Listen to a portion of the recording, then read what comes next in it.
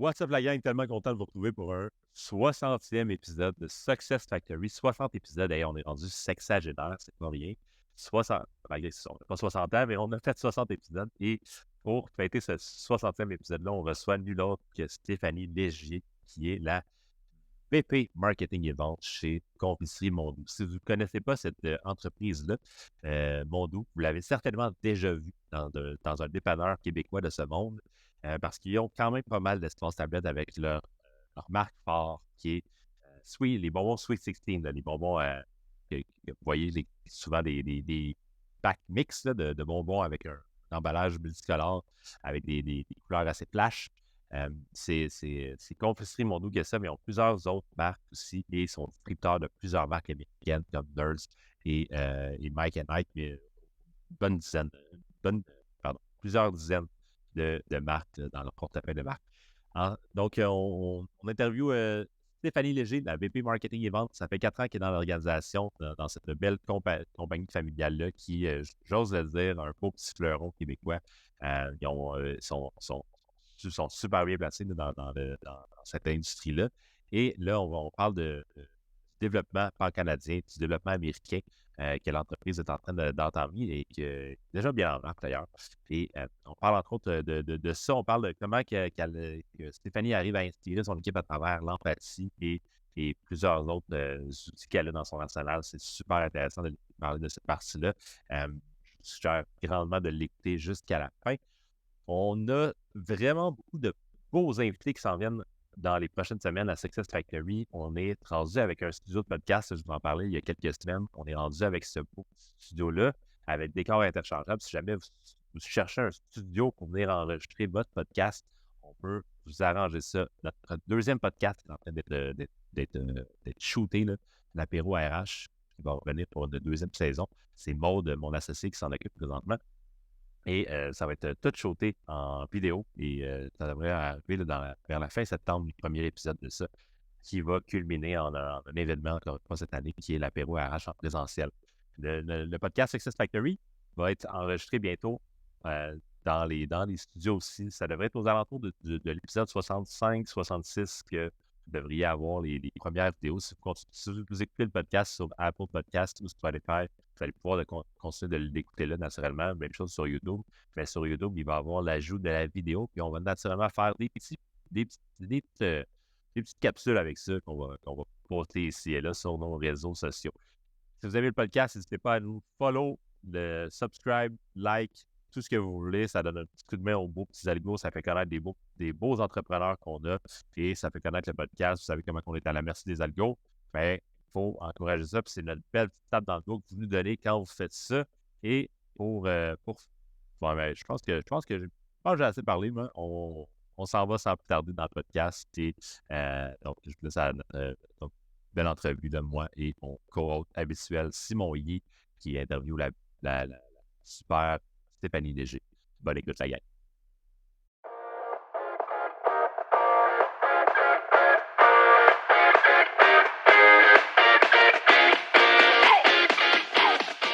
Peux-tu me parler d'un petit peu comment Sweet 16 vit son été en ce moment? Oui, certainement. Écoute, justement, tu parles du food truck. C'est une nouvelle offensive marketing 360 qu'on a commencé l'an dernier d'ailleurs. Ça a été lancé un petit peu dernière minute l'an dernier. On n'a pas eu la chance de l'utiliser pendant toute la saison. Ça a commencé en juillet. On avait fait Oshéaga l'an dernier, le festival Western de Saint-Tite, plusieurs festivals qui étaient plus régionaux. Cette année, c'était notre vraie première année, notre vrai lancement au niveau du food truck. Puis, qu'est-ce qui est intéressant? On travaille avec Prime Marketing pour faire l'activation d'ailleurs, qui est notre partenaire là-dedans. Ce qui est intéressant, cette année, on est allé en Atlantique, fait qu'on a participé au Cavendish Beach Festival à l'île du Prince-Édouard. On est allé à Halifax, fait que vraiment pour aller faire là, du marketing de terrain pour une de nos grosses régions qui est l'Atlantique, où on a des distributeurs. On est revenu au Québec. Cette année, il nous reste quelques événements d'ailleurs. Là, on va être encore au Festival de Saint-Tite cette année au mois de septembre.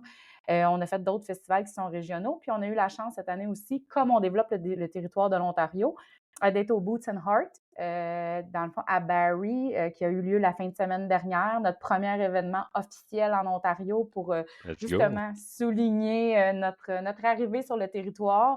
Fait que c'est super intéressant, les consommateurs très heureux, on donne des échantillons, on fait des jeux, on essaie d'être sur les réseaux sociaux, fait qu'une belle activation au niveau, du marketing pour nous. Un petit statement en Ontario pour dire qu'on est là maintenant.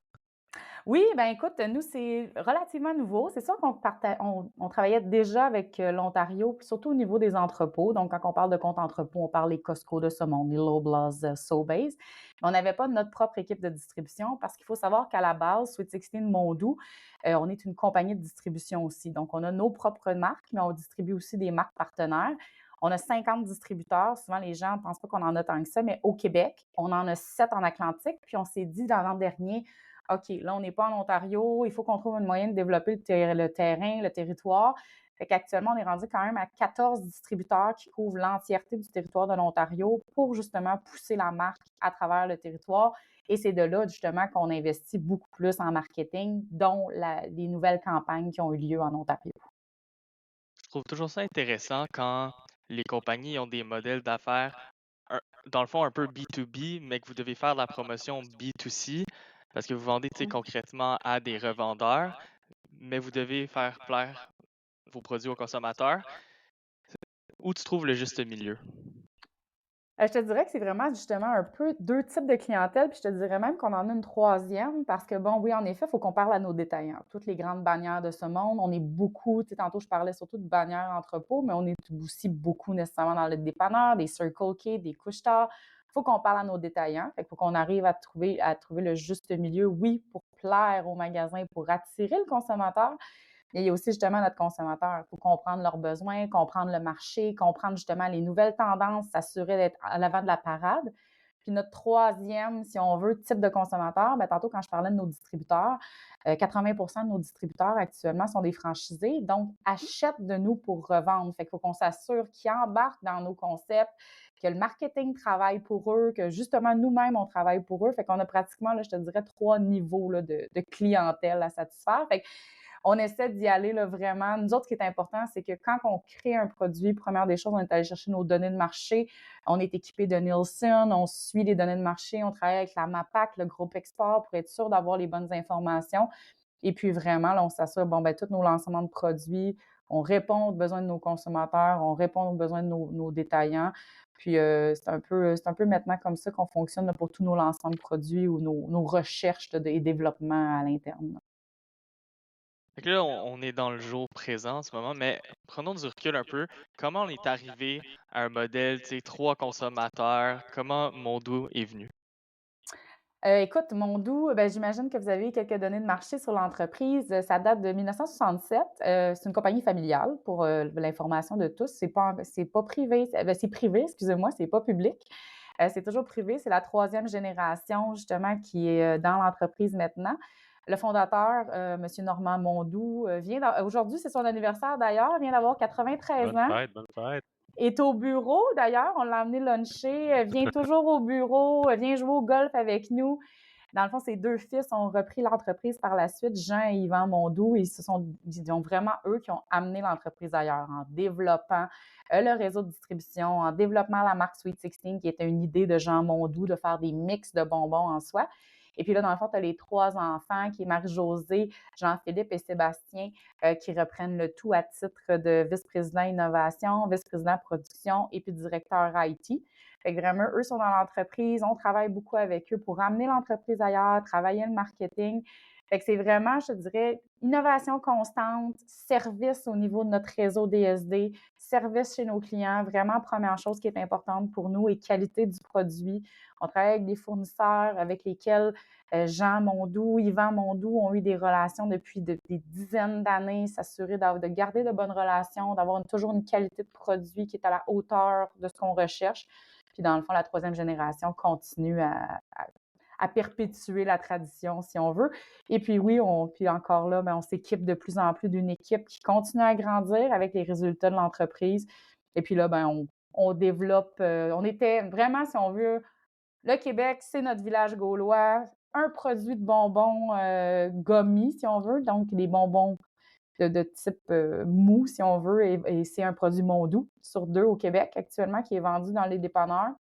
Fait que là, on veut reproduire le modèle, que ce soit à l'extérieur du Québec et puis même on commence à s'attaquer aux États-Unis. J'ai pas bien compris la stat. C'est un bonbon sur deux. C'est un bonbon c'est un bonbon Mondou qui est vendu. Dans le dépanneur au Québec, c'est un bonbon sur deux que c'est un produit Mondou Sweet 16 qui est vendu actuellement dans le réseau de dépanneurs au Québec. C'est quand même des belles parts de marché, tout ça. Oui, on est à pratiquement, je dis 1 sur 2, 48% exactement là, des données Nielsen Ah, ben de là, la même pas dernière année. 50%. On est presque là. C'est juste une question de temps. Là. Parlons-en de votre marque fort je pense que tout le monde connaît les bonbons Sweet 16, là, parce que pas mal tout bon Québécois a déjà été dans un dépanneur, a déjà été pas loin des caisses, a déjà vu vos couleurs flash de vos produits. Si j'ai bien lu la bonne information, c'est la naissance de Sweet 16, le rebranding, c'est en 2010. Toi, ça fait 4 ans que tu es là. Comment tu as pris ce bébé-là depuis que tu es en poste? C'est quoi? Où est-ce qu'on en est? Bien, en fait, en 2010, ça a été plus le lancement de produits en soi. Ça a été l'idée de faire un mix avec plusieurs produits parce que souvent, dans le marché actuellement, c'est des single flavors qu'on appelle, donc des saveurs uniques qui vont être dans les plus petits formats. Puis dans le fond, Jean Mondou, vous rencontrez sûrement l'histoire mieux que moi, mais en gros, un matin, il part promener son chien puis il dit « Moi, là, je vais faire des plus gros formats, je vais mélanger des bonbons, puis le monde, là, justement, ils ne seront plus obligés d'acheter toujours une saveur unique, ils vont pouvoir avoir de tout dans le même format. » Très bon Fait, move. fait son Je le idée, supporte. arrive au bureau, essaye d'aller vendre l'idée à tout le monde, puis en plus, il dit ça va être dans un plus gros format. Et à ce moment-là, le plus gros format, parce que là, maintenant, avec la COVID, le plus gros format a pris beaucoup d'ampleur, mais même pré-COVID, c'était pas autant. 400 grammes de bonbons, là, c'est quand même, on se disait, bon, c'est peut-être gros un peu. Puis remonte en 2010, les gens étaient, est-ce que tu es complètement fou? Ça fonctionnera pas, c'est ben trop gros.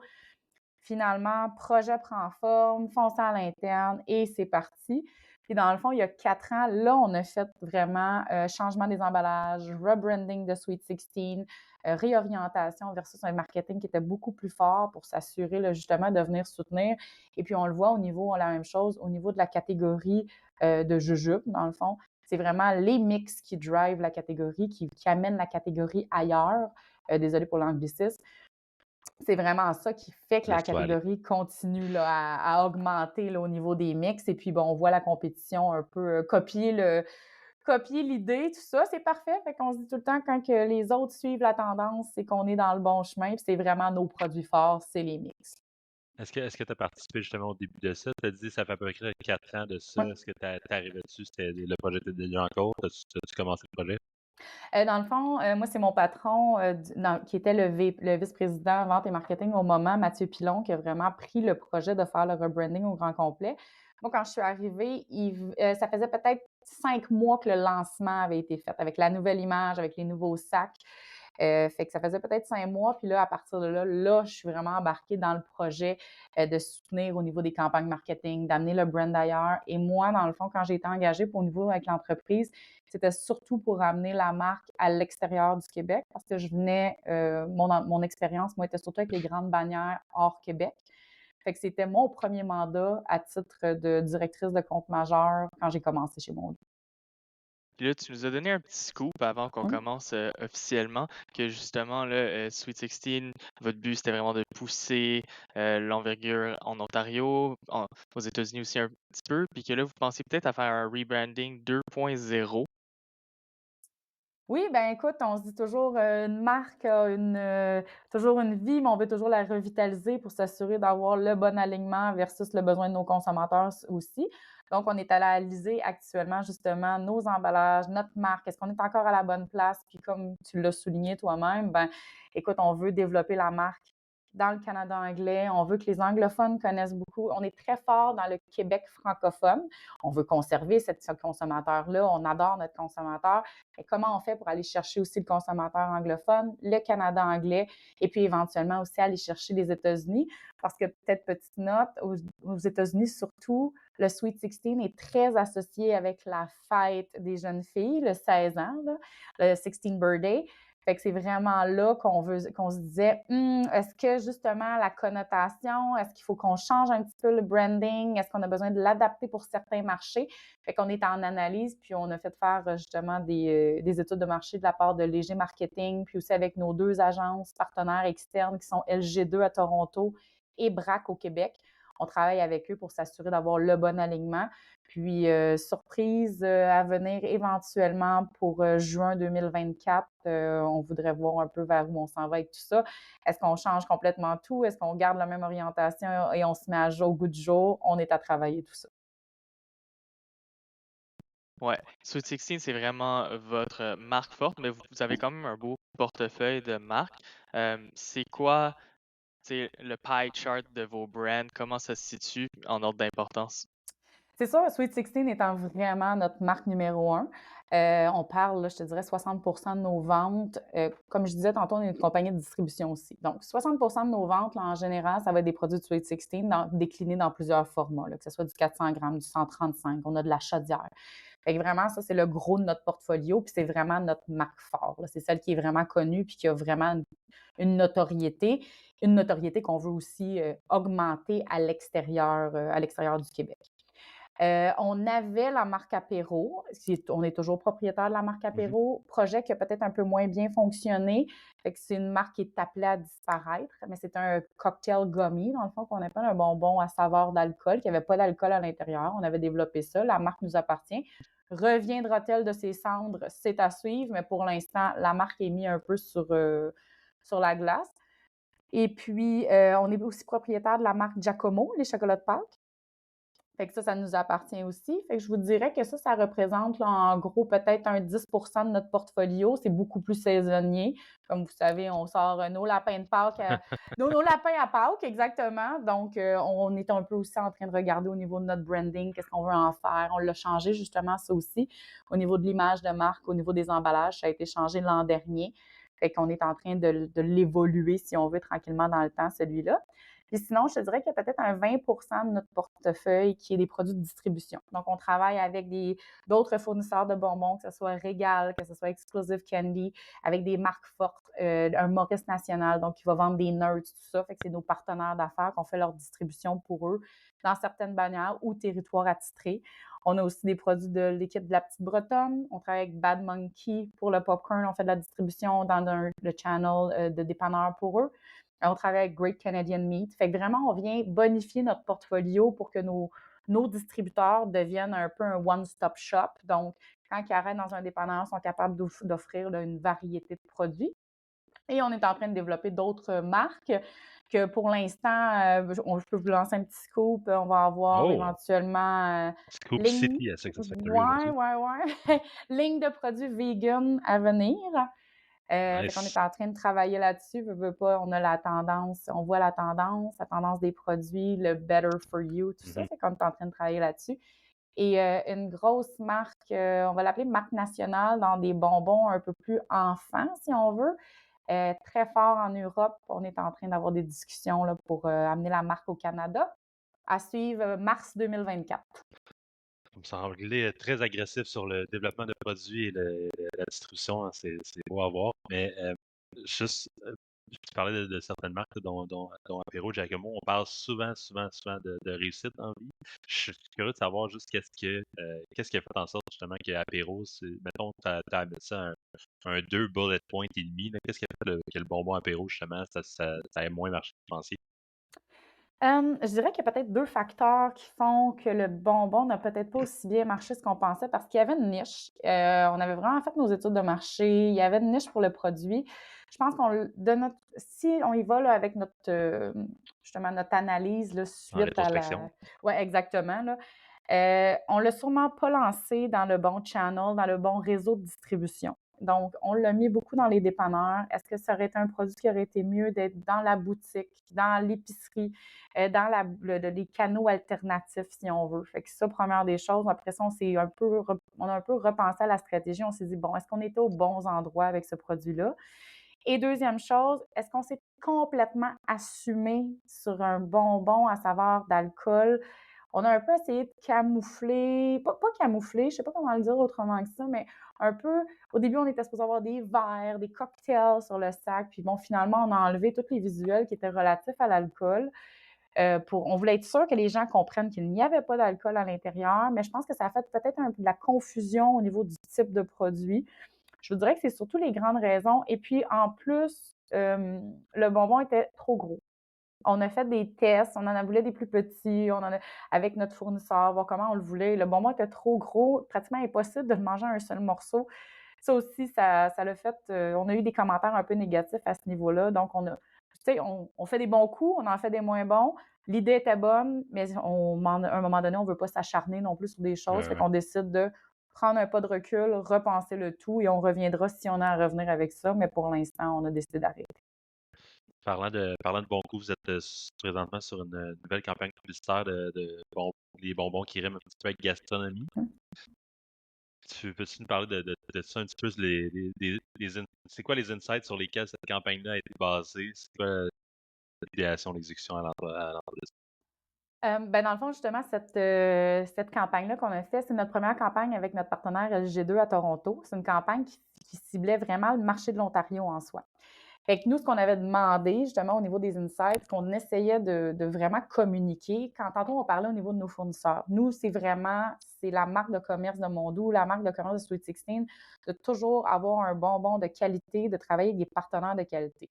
Donc, c'est un peu là qu'on avait mis la table sur dire, bon, ben, est-ce qu'on est des candy connoisseurs? Comment on peut aller se positionner au niveau vraiment des connaisseurs de bonbons? Et je vous fais une petite parenthèse parce que vraiment, surtout Marie-Josée Mondou, qui est aux innovations, vous pouvez lui poser à peu près la question que vous voudriez sur les bonbons. Elle a à peu près goûté à tout ce qui existe sur le marché.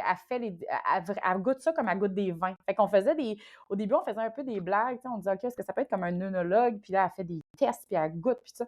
On a vraiment cette capacité-là à l'interne d'avoir une différence. Elle est capable de différencier exactement, ah non, il n'y a pas exactement ce type de pectine-là ou ce type de gélatine-là.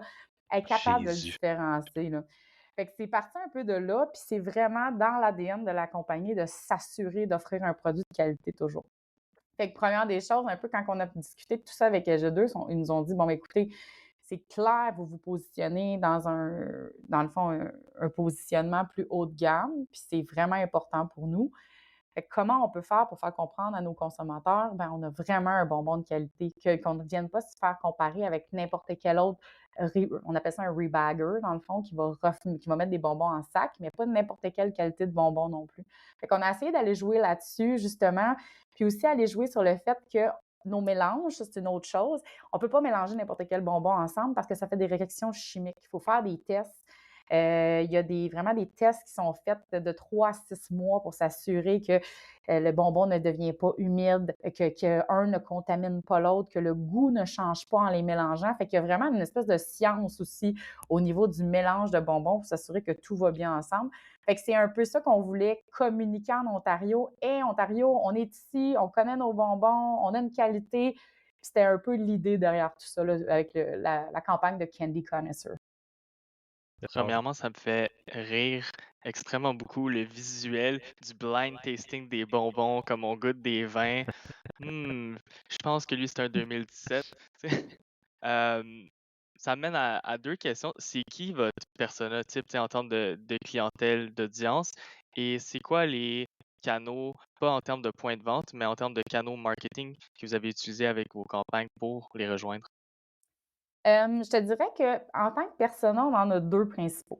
On a vraiment, comme on est très fort dans les dépanneurs, le persona du dépanneur évolue, si on veut. Donc, ça va être plus homme, je te dirais entre 25-45, qui va aller faire son achat un petit peu plus impulsif, si on veut, au dépanneur. Cependant, quand on s'en va dans le canal de distribution de l'épicerie, là, on va vraiment cibler femmes, souvent mère de famille. La même chose, 25, je te dirais, on est toujours pas mal dans le 25-45, qui va faire un achat, qui va avoir plus de temps au niveau de penser à son achat, qui va regarder un petit peu plus l'offre de produits, puis qui va être beaucoup accroché justement sur le visuel du produit versus mon persona un peu plus dépanneur qui va aller avec ça, je connais ça, celle-là, je sais que je l'aime, je sais que c'est un produit que j'aime, puis je le prends, c'est un achat beaucoup plus impulsif. Fait qu'on c'est un peu nos 2 personas souvent qu'on a besoin de traiter parce que c'est 2 canaux qui sont un peu différents là-dessus. Pour les rejoindre, ben veut pas, en étant dans le 25-45, ben là, on a travaillé justement sur une campagne qui était beaucoup en ligne. Donc, réseaux sociaux, on s'adapte justement. Puis moi, toutes les fois, ça me fait toujours un peu rire, là, tu sais, Facebook étant maintenant pour les personnes âgées, pratiquement, dont je m'inclus là-dedans. Fait qu'à toutes les Correct. fois, quand Good il me point. donne les âges, je me dis, bon, tu fais partie de maintenant la vieille génération des réseaux sociaux. On a ciblé Instagram aussi beaucoup. À ce moment-là, on n'était pas encore sur TikTok, mais on vient d'ouvrir des TikTok là, justement là, pour s'assurer là, de rejoindre une clientèle qui est un petit peu plus jeune aussi. Mais en gros, là, la campagne s'est surtout déroulée sur Facebook et Instagram. Puis là, actuellement, on est en train de prendre justement les visuels là, pour éventuellement faire de la campagne marketing traditionnelle. On arrive en septembre justement en Ontario on va avoir des billboards dans la région du Grand GTA, dans la région de Toronto. Fait que préparez-vous à nous voir. Ça commence à partir du 15 septembre au niveau du média traditionnel à Toronto. Ça se passe comment sur TikTok jusqu'à date? Je vais être honnête, je n'ai pas de TikTok moi-même. Donc, j'ai une gestionnaire de communauté qui a plus l'âge de TikTok, qui m'en apprend beaucoup à tous les jours, d'ailleurs. Euh, Moi, ce qu'on me dit, en tout cas, je me fie beaucoup à ce qu'eux me disent. Ça prend quand même de l'énergie. Il faut quand même qu'il l'alimente beaucoup pour faire des choses assez funky pour attirer l'attention. Mais pour l'instant, on a fait 2, 3 pauses de justement test de goût. Le dernier, on a eu d'excellents commentaires. Je vous invite à aller le voir. C'est nos employés à l'interne qui ont fait un TikTok de test de goût. On a beaucoup ri, là. Donc, on essaie, en tout cas, on devrait avoir de bons résultats, mais ça, je pourrais vous référer à Mégane. Elle en connaît beaucoup plus que moi sur TikTok. C'est toujours intéressant quand une marque québécoise essaie de percer dans le rest of Canada et États-Unis parce que là, il y a comme l'espèce de dualité français-anglais sur les réseaux sociaux. Comment vous vivez ça pour TikTok et Instagram, justement? C'est bien que tu m'en parles parce que vraiment, on était vraiment très, très centrés, un peu comme je disais tout à l'heure, sur le Québec francophone. Fait qu'on était bon dans nos réseaux sociaux francophones. C'est ce qu'on travaillait. On travaillait pratiquement pas d'anglophones. Puis quand on a pris le virage, honnêtement, on s'est posé la question comment le faire. On se disait, est-ce qu'on a besoin de développer un deuxième réseau qui va être anglophone? Comment on peut parler à nos gens? Est-ce qu'on va les mélanger? Est-ce qu'on va leur donner l'impression que c'est deux marques complètement différentes? Fait qu'on a fait plusieurs analyses, on a regardé d'autres marques, comment ils fonctionnaient. On a décidé de conserver un seul compte par réseaux sociaux, mais de le faire de façon bilingue. Ça a pris une adaptation, je vais être honnête. C'est sûr qu'il y a des gens qui étaient habitués de seulement avoir des posts francophones sur nos réseaux sociaux, qui nous posaient des questions, qui mettaient des commentaires, qui envoyaient des commentaires au service à la clientèle. Cependant, on avait quand même fait des annonces sur nos réseaux sociaux en disant, écoutez, Hello Ontario, voici, on s'en vient, puis tout ça. Puis on avait aussi fait des posts francophones en disant, écoutez, vous allez voir commencer à avoir de l'anglophone sur nos réseaux. Fait que je pense que c'est une question de préparation, une question d'informer nos consommateurs, qu'ils soient au courant où on s'en va avec tout ça. Puis, on a fait quand même des tests. Je te dirais qu'on a fait certaines erreurs, peut-être en étant beaucoup trop anglophone sur certains posts. Fait qu'on l'a retravaillé. Puis là, vraiment, là, on fait aussi, ne veut pas, on identifie selon les régions certains posts qui sont vraiment pour des régions en soi.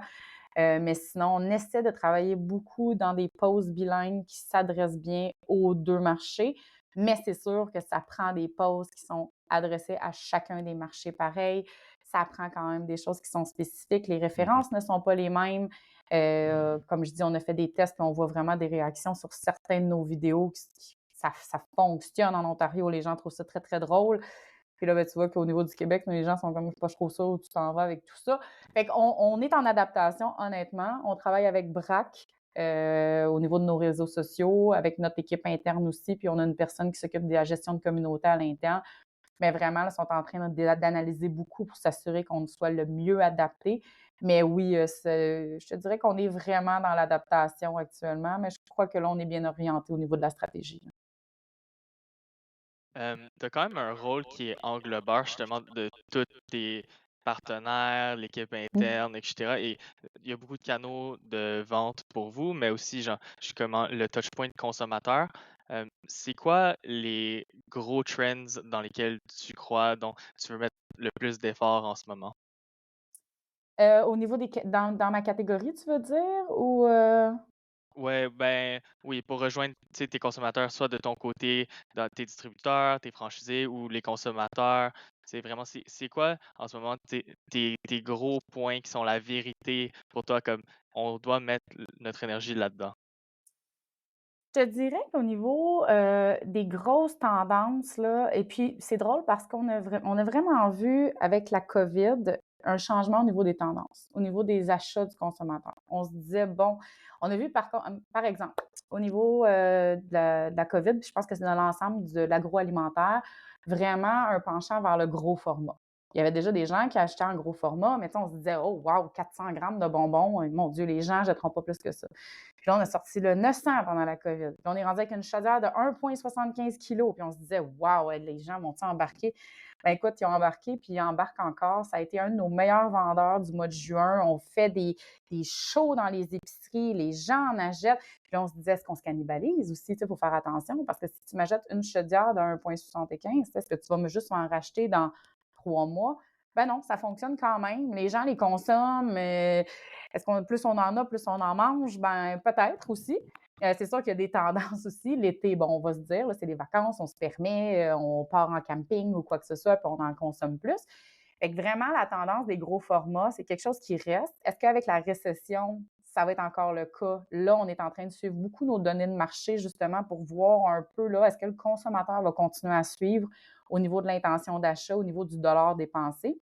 Puis on le voyait un petit peu aussi au niveau de l'achat multiple, parce qu'on travaillait beaucoup avec nos bannières majeures, puis on faisait du 2 pour, 3 pour, des fois 4 pour. Puis on se disait, bon, est-ce que le consommateur va continuer à suivre? Puis ça, on voit une tendance qui commence à décliner.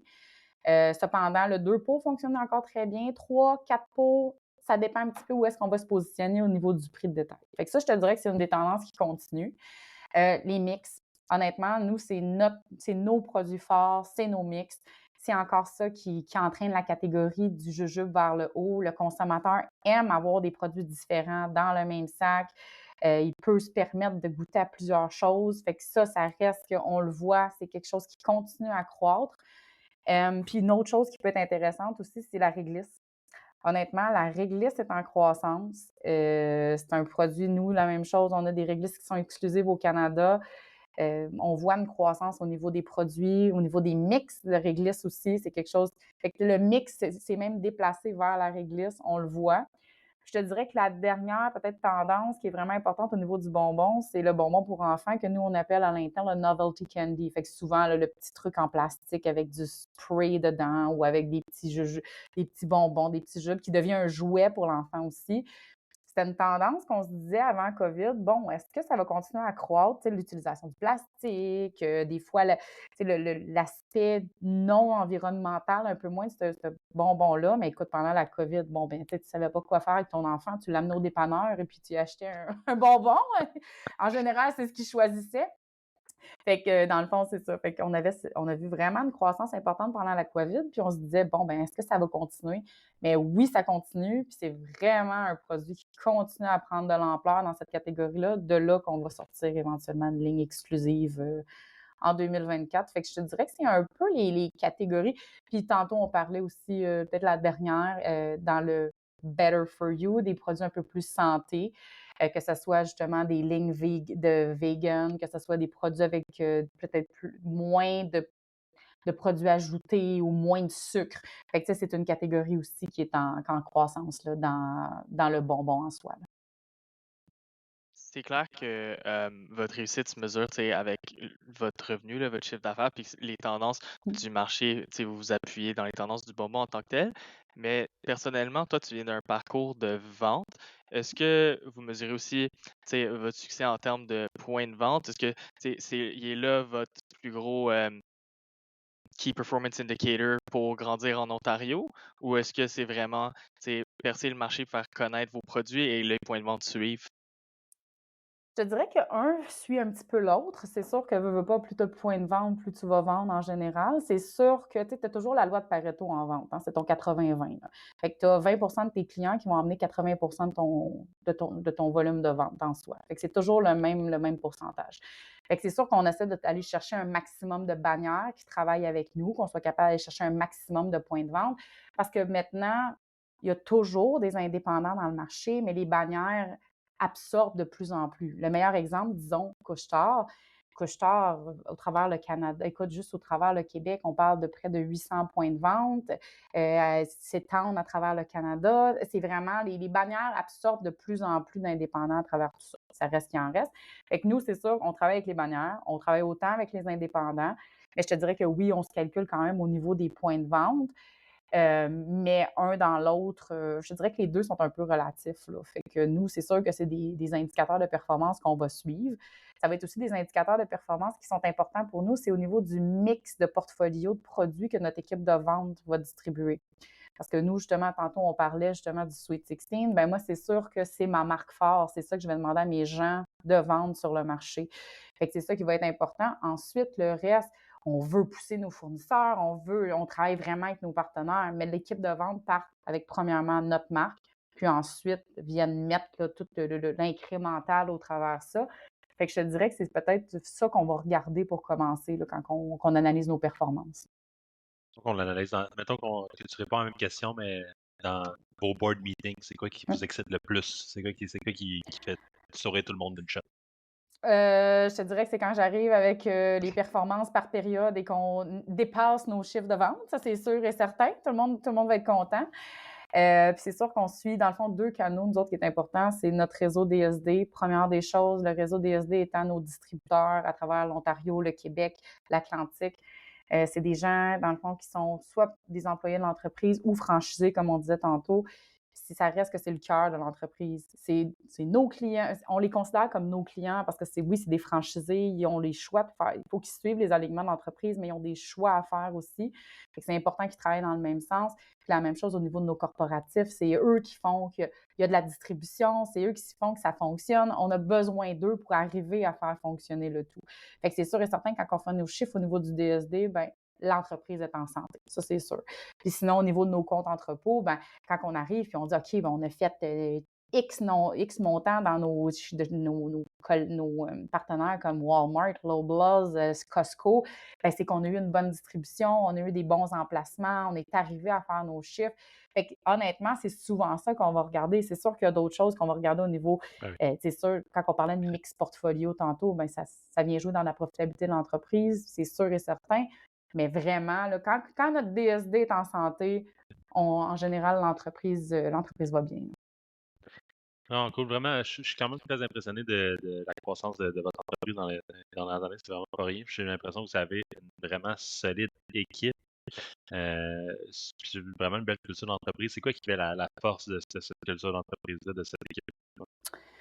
Ben, écoute, tu parles de culture d'entreprise, justement. Je pense qu'il y a eu quand même un grand virage au niveau dans l'entreprise il y a 3-4 ans, quand justement Mathieu a repris au début la vice-présidence au niveau vente et marketing. Il y a eu un changement de cap, beaucoup plus consultatif, beaucoup plus dans la coopération, s'assurer que tout le monde ait son mot à dire puis qu'on puisse tous participer.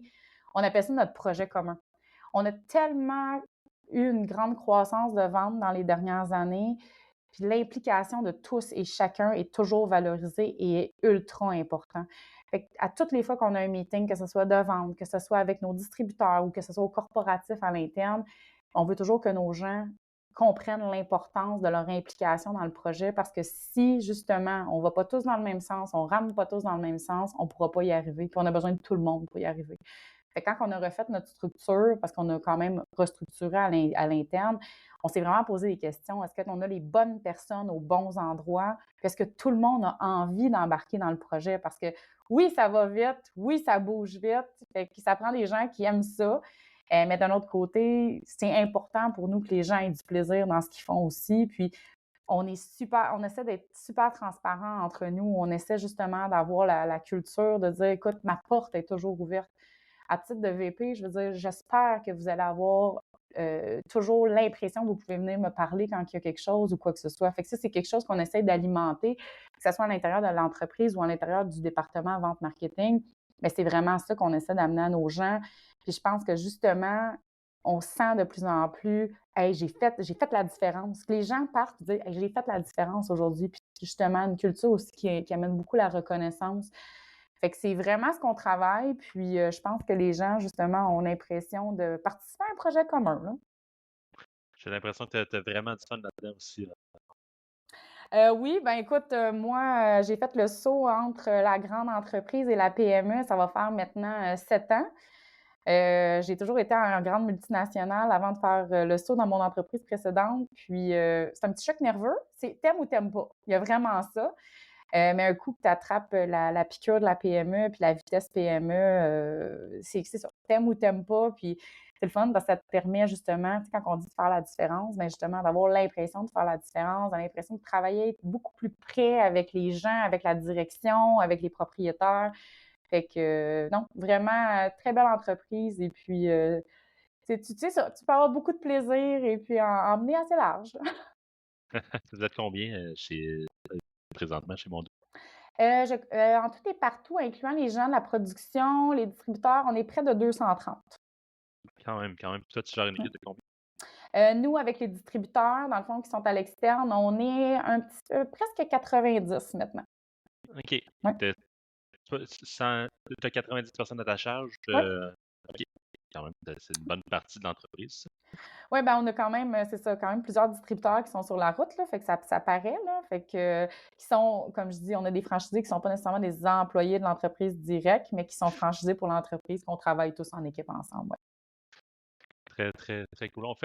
J'ai quoi, on fasse un petit segment, il reste une dizaine de minutes. J'ai quoi, on fasse un petit segment toi, de comment tu t'es rendu là, mais surtout en ce moment, c'est quoi? Je vais commencer par ma question chouchou, puis on en suivra, là.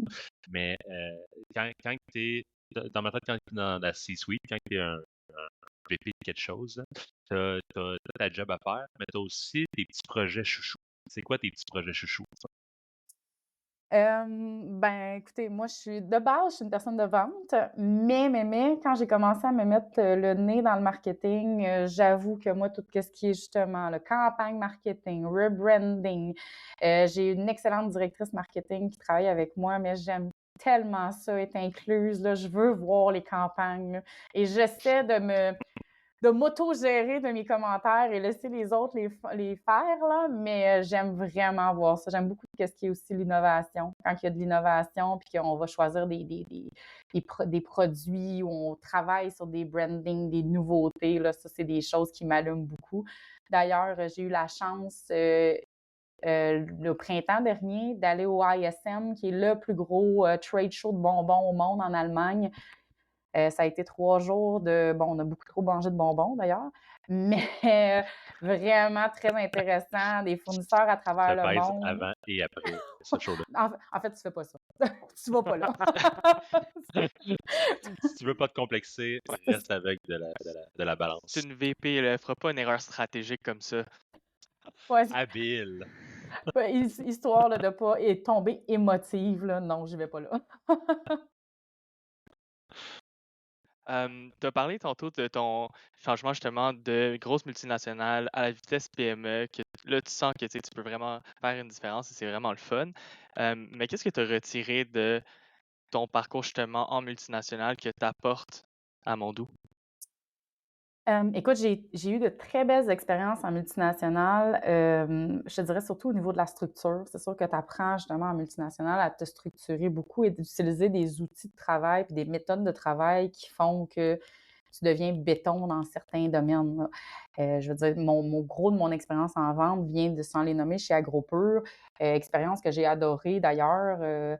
Ça a été vraiment une super école pour arriver à se structurer, à travailler justement mes compétences de négociation, mes compétences en vente. Fait que je te dirais que c'est surtout tout ce que tu vas chercher aussi des gens qui sont plus seniors que toi dans ce genre d'entreprise-là, parce que tu as des beaucoup plus grosses structures, tu as de beaucoup plus grosses équipes. Fait que souvent, tu es capable d'aller chercher beaucoup de connaissances ou bien de vécu de la part de certaines personnes. Fait que ça, c'est super intéressant à ce niveau-là. Puis ce qui est intéressant souvent aussi, c'est que tu vas travailler avec des gens qui viennent de plusieurs multinationales, plusieurs autres sphères, si on veut, du CPG. Puis là, ben, justement, tu vas chercher les bonnes pratiques. Bon, ben, tu sais, quelqu'un va venir de chez Molson ou l'autre va venir de chez PepsiCo. Puis l'autre va. Puis là, tu partages un peu. OK, moi, je le faisais comme ça. Ah, OK, moi, peut-être que je devrais le faire comme ça aussi. Fait que ça a été beaucoup, je te dirais, beaucoup d'expérience, beaucoup de techniques qui vont venir de ça. Puis c'est de voir un petit peu, c'est ça, les best practices, là, veux pas, tu travailles avec beaucoup justement de systèmes CRM, de meilleures manières de faire dans l'innovation. Fait que ça reste que c'est en grande entreprise, ils ont des structures en béton là-dedans en général. Et là, maintenant que justement tu as appris tout ça et que tu es en charge d'une équipe, as-tu mis quelque chose en place justement pour passer ces connaissances-là, tes best practices personnelles à ton équipe? Oui, ben écoute, c'est sûr qu'on a toujours nos rencontres hebdomadaires dans lesquelles justement on prend un segment de la rencontre pour s'assurer justement de faire un partage. On travaille beaucoup justement de manière collaborative, que ce soit sur un projet ou quoi que ce soit, qu'on prenne le temps de faire soit des marchés tests ou quand même on se dise, hey, écoute, on va inviter telle personne, puis on va s'assurer justement que vient d'un autre milieu ou quoi que ce soit, d'avoir son opinion, voir comment que la personne voit ça. Puis sinon, ben, c'est sûr qu'entre nous, ben, on est là aussi pour faire du coaching. Fait que soit que je peux aller sur la route avec une personne ou bien je me présente avec une personne dans une négociation ou quoi que ce soit, puis je suis plus en mode écoute, coaching. Fait qu'on le fait de cette manière-là aussi. Puis moi, je demande le contraire aussi. Je dis, par exemple, à mes gens avec qui je travaille, je suis comme, faites-moi-en du coaching, mais faites-moi-en de la rétroaction, vous aussi. Là. Est-ce qu'il y a des choses, vous avez entendu, que vous vous dites, non, il me semble que j'aurais pas fait ça. Fait que on invite dans les deux sens aussi. Puis c'est sûr qu'on se fait aussi là, au niveau, on a toujours de la rétroaction aux 3 mois avec nos équipes. Mais ça, c'est beaucoup plus, je te dirais, c'est moins dans le day-to-day, c'est vraiment plus de manière plus officielle. Mais sinon, on use beaucoup de transparence, puis on essaie dans le day-to-day d'être capable de se dire les vraies choses. Puis je pense, hey, écoute, je t'ai entendu dire ça, super, mais comment on aurait pu le faire autrement? Fait qu'on se pose beaucoup de questions là-dessus. Fait que je pense que le fait qu'on ait peut-être justement des plus petites équipes, bien, on se le permet de pouvoir se le faire là, de manière beaucoup plus hebdomadaire versus des fois l'espèce de rétroaction aux 3 mois. Là.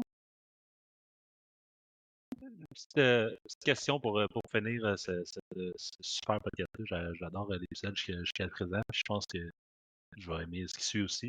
Toi, en tant qu'humain, Stéphanie, je sens qu'il y a beaucoup de choses qui me tiennent à cœur. Puis je sens que dans la peau d'une VP marketing vente sur une belle entreprise comme Sweet, j'imagine que le temps est manquant pour faire ce que tu veux dans une journée. En ce moment, toi, personnellement, tu focuses sur toi, tu parlais de leadership tantôt, tu parlais plus de manière personnelle, sur quoi tu travailles pour devenir une meilleure VP marketing? Écoute, c'est une excellente question. Je travaille sur beaucoup de choses. Je demanderais à mon patron, il dirait justement que non, honnêtement, je te dirais que c'est beaucoup, de manière personnelle, ça a été beaucoup de travailler sur mon écoute. Parce que de base, les gens en vente, on a une petite tendance à parler beaucoup, d'écouter pas assez. Puis Ah, ça, ouais. Et ça fait partie de mon cheminement depuis, je t'écoute, je te dirais, ça doit faire 10 ans que je travaille là-dessus. Puis plus on avance et plus on se rend compte qu'en effet, plus tu développes ton écoute active, plus tu es à l'écoute des gens et plus tu vas aller chercher l'information, plus tu vas être performant et plus tu vas arriver à soit avoir une meilleure communication, une meilleure empathie. Juste, tu vas arriver à avoir tes réponses de manière beaucoup plus facile qu'essayer de pousser des choses en soi. Fait que ça, c'est quelque chose qu'on essaie justement de travailler en tant qu'équipe, mais que moi-même, honnêtement, je pense que je m'en viens bien, mais c'est en évolution constante, si on veut. Puis sinon, je te dirais, c'est sûr qu'on travaille toujours à un moment donné sur nos habiletés de leadership, là, d'arriver justement à inspirer les gens. Je pense que c'est de plus en plus important, la motivation, inspirer les gens, s'assurer que les gens aient envie de faire partie, j'en parlais tantôt, envie de faire partie du projet parce que oui, on travaille fort. Oui, c'est beaucoup de temps. On veut une bonne équilibre travail-famille, mais on le sait que les gens ont besoin de s'investir beaucoup. Fait que comment on fait pour arriver à leur amener une bonne équilibre puis s'assurer qu'ils ont envie de suivre puis qu'ils se disent pas s'en va où elle avec ses grandes idées ou quoi que ce Comment? soit. Comment justement? Ben écoute, je te dirais que c'est peut-être justement, je suis très dans le collaboratif. J'essaie d'être avec eux autres sur la street. Là. Moi, je dis tout le temps ça. Je veux dire, l'année passée, par exemple, exactement, sur le terrain. L'année passée, on a une équipe en Atlantique, c'était la catastrophe. Puis il nous manquait des gens, il manquait. Puis là, je me rappelle juste, dans le fond, je parlais avec mon patron, puis j'ai dit, ben écoute, je vais y aller, moi. Il dit, qu'est-ce que tu vas aller faire? Tu vas aller chauffer un camion? Tu vas aller. Je dis, ben je ferai, qu'est-ce que j'ai besoin de faire? Écoute, ils ont besoin de monde, là, ils ont besoin d'aide. Je suis partie, j'étais allée aider ce que je pouvais faire, puis on a bien ri, mais tu sais, j'étais avec les camions, avec les distributeurs, puis ils sont comme, qu'est-ce que tu fais là? Ben, je sais pas, dis-moi quoi faire. Moi, c'est toi l'expert, là. moi, moi, je t'en support. Fait que tu sais, je pense que c'est d'être proche des gens, puis c'est d'essayer de comprendre le mieux leur réalité. Puis en tant que personne, j'essaie justement d'être, je sais pas si on peut appeler ça de l'empathie, mais d'être proche, puis d'essayer de comprendre les gens, puis de m'adapter à leurs besoins. Puis, je pense que c'est ça. Puis, c'est de travailler justement sur sa transparence. Ça, je pense que c'est. Puis sinon, ben, c'est sûr qu'aussi, là, tout ce qui est d'adresser des messages difficiles, c'est quelque chose qu'on travaille avec le temps aussi. C'est jamais plaisant parce que là, on a beaucoup de plaisir, mais des fois, on a des choses moins plaisantes à s'adresser. Fait que ça fait partie aussi des choses sur lesquelles je travaille de manière personnelle, je dirais. Mes questions mènent tout le temps à des réponses que j'ai l'impression que d'autres questions ont clopé pour avoir cette information-là. Je finis avec une petite dernière, Ouais. juste parce que tu me parlais de ça, c'est intéressant, mais en faisant cet exercice-là, d'aller avec ton équipe dans l'Est, genre, est-ce que c'est sûr que ça a dû faire un clash sur le fait de, justement, qu'est-ce que tu fais là, ben, je m'en viens aider. Est-ce que le fait d'être justement sur le terrain avec eux, de voir le problème, est-ce que tu es comme revenu avec comme des solutions pour aider à se faire? Qu'est-ce que tu as vu là-dessus qui a aidé par la suite?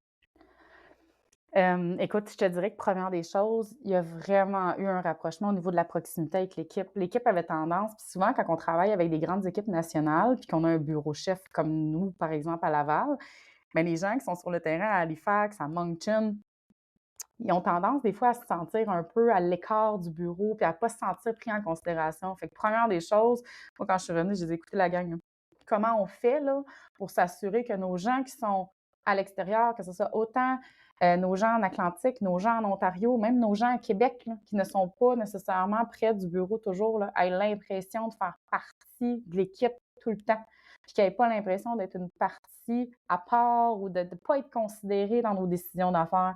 Fait que ça a été vraiment une chose qu'on a pris en considération. Puis, deuxième des choses, c'est de vraiment ouvrir les canaux de communication, les canaux de communication. S'assurer, écoutez, sachez que nous sommes toujours à l'écoute de vos besoins. On ne peut pas, mais puis d'être toujours transparent. Je ne pourrais pas nécessairement toujours répondre à vos besoins. Là. Je veux dire, si vous me demandez un bonbon X pour la région de Moncton, puis j'ai 4 clients qui en veulent, je ne pourrais peut-être pas le faire. Mais demandez-moi-le. Peut-être que ça va se faire, peut-être qu'on ne pourra pas. Mais ça a été vraiment de s'assurer qu'ils comprennent qu'on est là, là. Puis je sais que vous êtes peut-être à plusieurs milliers de kilomètres de nous, mais on est là pareil. Fait que je pense que ça a été vraiment de rallier à l'équipe, de s'assurer qu'ils se sentent inclus. Puis, veut pas, là, même on les fait venir au bureau beaucoup plus souvent. On essaie de les inclure dans tous les meetings. Fait que je pense que c'est quelque chose qu'on est allé chercher de ça. Puis juste le fait qu'ils se sentent écoutés, je veux dire, j'ai encore des distributeurs qui peuvent me texter, ils ont des questions, puis ils sont comme, moi, je sais que je devrais pas t'écrire. Oui, c'est vrai. Mais gars, ça me fait plaisir de te répondre. Ça crée un beau sentiment d'équipe. Je pense que c'est définitivement important. Tout ce podcast-là me donne agressivement faim. Belle chance qu'il y ait de bonbons. Belle chance qu'il y ait un couche-tard après 1 minute 37 secondes à pied. Merci pour cet épisode-là, Stéphanie. C'était vraiment un plaisir de te recevoir. Vraiment, vraiment beaucoup. C'était vraiment super intéressant. Je pense qu'à t'entendre, à t'écouter et à voir un petit peu qu'est-ce que tu fais chez Sweet 16, chez Mondou, plutôt, depuis une couple d'années, c'est un clair impact. Puis, définitivement, un enthousiasme indéniable. Bravo pour les beaux projets. Bravo pour ton humanisme aussi que tu parles de temps. Puis, c'est très cool. Tu as parlé du Festival de Saint-Tite tantôt. Ça s'en vient. Il y a des choses qui s'en viennent. Allez, fait que, chère audience, allez écouter une petite chanson country sur un mix pack de Sweet 16. Ça va être bien agréable. Puis sinon, Stéphanie, si on veut en apprendre plus sur ce qui s'en vient sur toute votre entreprise, comment on fait ça?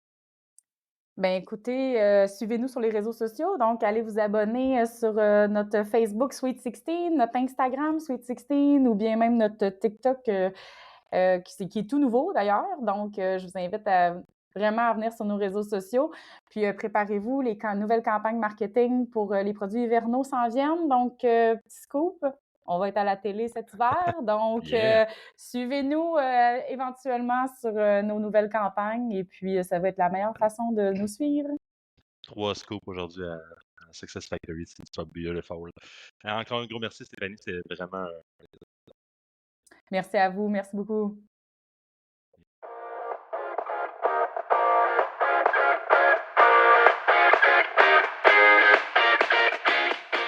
que vous avez apprécié l'épisode. Si vous avez aimé le podcast, on vous invite à aller laisser un petit avis ou vous abonner sur Spotify ou Apple Podcasts pour nous aider à le faire connaître. On se voit la semaine prochaine pour une autre belle conversation avec un nouvel invité. À bientôt!